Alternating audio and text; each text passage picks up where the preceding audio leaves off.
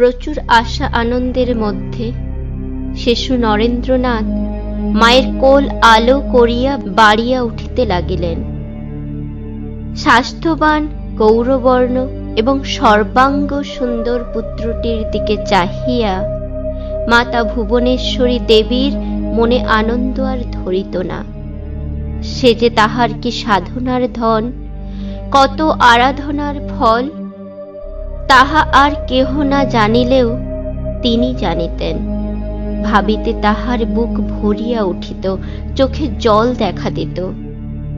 কিন্তু তখনও তিনি বুঝিতে পারেন নাই তিনি কি চাহিয়াছেন আর কি পাহিয়াছেন।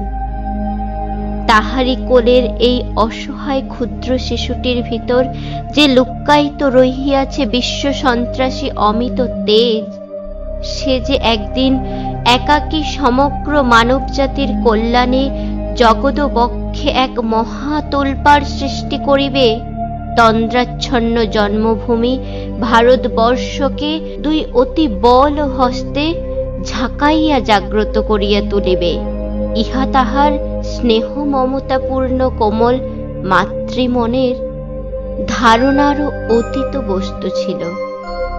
তাই তিনি সত্তরই এক অতি কঠিন সমস্যার সম্মুখীন হইলেন।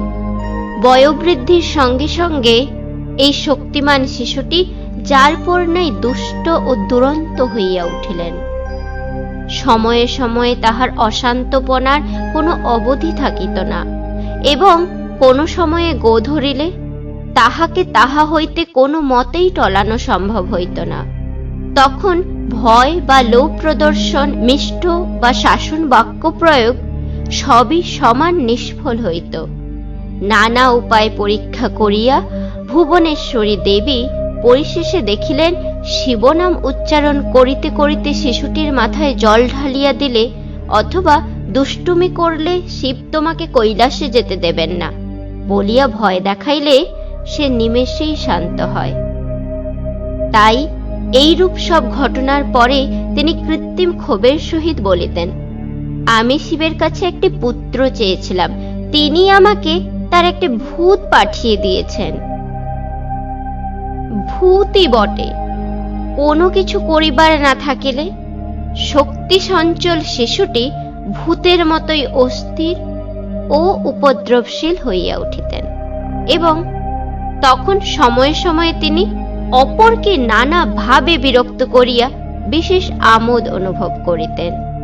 জানা যায় নরেন্দ্রনাথের দুষ্টামিতে তাহার জ্যেষ্ঠা ভগিনীদ্বয় হরমণি ও সরমণি অতিষ্ঠ হইয়া তাহাকে মারিবার জন্য ধাওয়া করিলে তিনি ছুটিয়া গিয়া নোংরা জল কাদাপূর্ণ নর্দমায় দাঁড়াইয়া হাসিতে থাকিতেন, এবং তাহাদের দিকে চাহিয়া মুখ ভেঙাইয়া বলিতেন, এসো এসো, আমায় ধরবে এসো।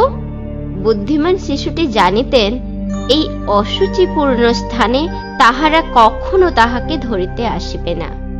জানা যায় শৈশবকালে নরেন্দ্রনাথকে যে কেহ কোলে লইতে চাইতেন তিনি বিনা দ্বিধায় তাহারই কোলে চলিয়া যাইতেন। একটি ময়ূর, একটি ছাগল, কয়েকটি গিনিপিগ এবং কতকগুলি পায়রা তিনি বিশেষ প্রীতির সহিত পুষিতেন।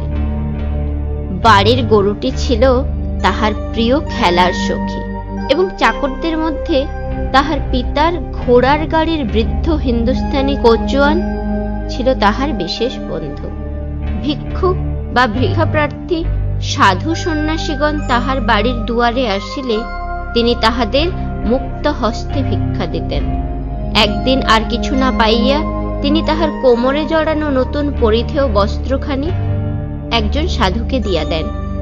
এই জন্য অপর একদিন একটি সাধু দ্বারে আসিলে তাহাকে একটি ঘরে আবদ্ধ করিয়া রাখা হয়, কিন্তু সেদিন তিনি ওই ঘরের ভিতর হইতে হাতের কাছে যাহাই পাইয়াছেন তাহাই জানালার ভিতর দিয়া ওই সাধুটির দিকে ছুড়িয়া দিয়া আনন্দে নৃত্য করিতে থাকেন।